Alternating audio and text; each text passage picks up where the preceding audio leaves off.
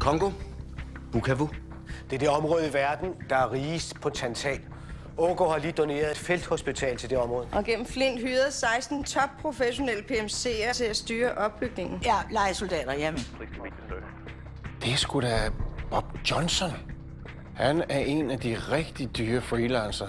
Højt dekoreret. PMC'erne lander om 3 timer, hvis du vil orientere de kongolesiske myndigheder. Du ved godt, hvad det betyder, ikke?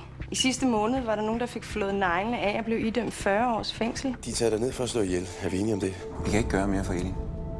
Hvad med kemo? Det er for sent. Hun er for svækket.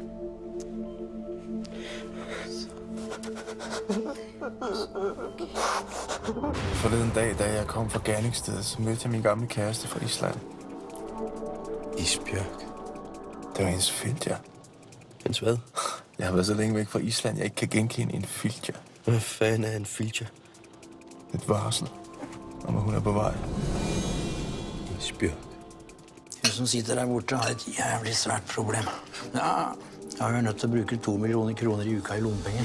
Hun er enarving til Eriksen. Har skibsrederi, det er et av verdens største. Hej.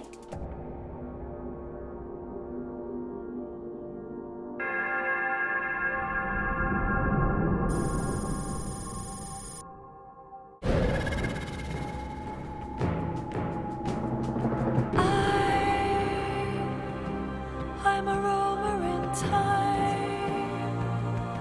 I travel alone.